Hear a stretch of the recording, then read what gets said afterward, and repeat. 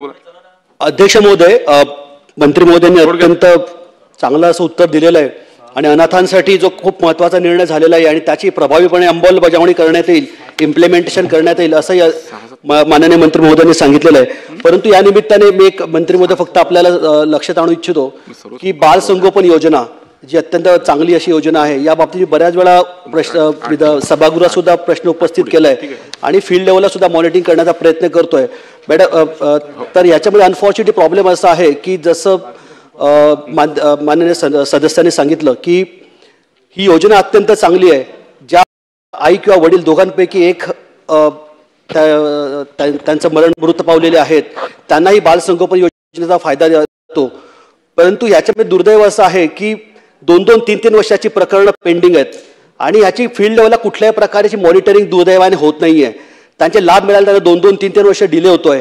Process अत्यंत complicated process आहे.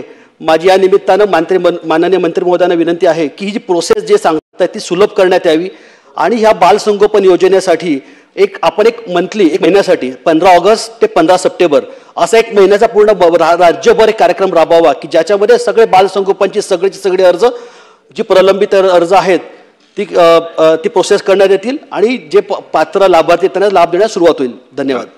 मंत्री महोदय. अध्यक्ष महोदय, सन्मान्य सदस्यांनी जो बालसंगोपन योजनेचा या ठिकाणी मुद्दा उपस्थित केला आहे, काही अंशी तो खरा आहे की प्रभावीपणे अंमलबजावणी काही ठिकाणी होत नाही, पण ह्या योजनेचा सुलभ लाभ प्रत्येक लाभार्थ्यांना देण्यासाठी आणि आपण जे म्हणतो मंत्री रिव्ह्यू घेतल्यानंतर या योजनेचा निश्चित सगळ्या जे पात्र लाभार्थी त्यांना लाभ देण्यात येईल यासाठी आम्ही SOP नवीन. थोडक्यात.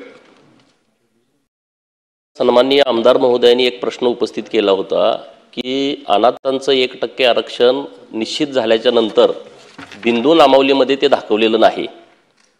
मुळात जेव्हा रिझर्वेशन नव्यानं दिलं जातं, समजा 90-91ला OBCचं रिझर्वेशन दिलं, नंतर बिंदू बदलले, नंतर VJNT त्यामध्ये वर्गवारी केली, बिंदू बदलले, मराठा समाजाचं आरक्षण दिलं, बिंदू बदलले. मग अनाथांचं 1% आरक्षण सरकारनं निश्चित केल्याच्या नंतर माननीय आमदार महोदयांनी जो प्रश्न उपस्थित केला की तो एक बिंदू दाखवणं अपेक्षित होतं, तो दाखवला नाही, हे खरं आहे का? जर दाखवला नसेल तर तो कधीपर्यंत दाखवणार? मंत्री महोदय. अध्यक्ष महोदय, हा संबंधित डिपार्टमेंटचा प्रश्न आहे. ह्या ठिकाणी मला वाटतं स्कोपच्या बाहेर हा प्रश्न आहे, कारण की आरक्षणाच्या बिंदू नामावलीचा प्रश्न तो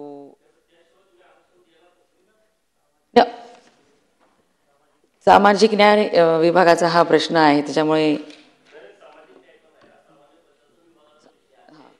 स्कोपच्या बाहेरचा प्रश्न आहे. विषय अत्यंत मोठा घोटाळा राज्यामध्ये ह्या बिंदू नामावलीच्या माध्यमातून सुरू आहे आणि म्हणून मंत्री महोदयांना माझी विनंती हीच आहे की सामान्य प्रशासन बोलून जर बिंदू दाखवला नसेल, मला अधिकृत माहिती नाही, माननीय आमदार साहेबांनी प्रश्न विचारला त्याच्यावरती मी उपप्रश्न विचारतोय, जर बिंदू दाखवला नसेल तर ही बाब अत्यंत गंभीर आहे. बिंदू दाखवण्याच्या संदर्भामध्ये सामान्य प्रशासनाच्या सोबत बोलून आपण पुढची कारवाई करावी, ती करणार का? मंत्री महोदय. समांतर आरक्षणात बिंदू नामावली नाही अध्यक्ष महोदय, आणि समांतर आरक्षणातून हा 1% आरक्षण आपण अनाथांसाठी देतो.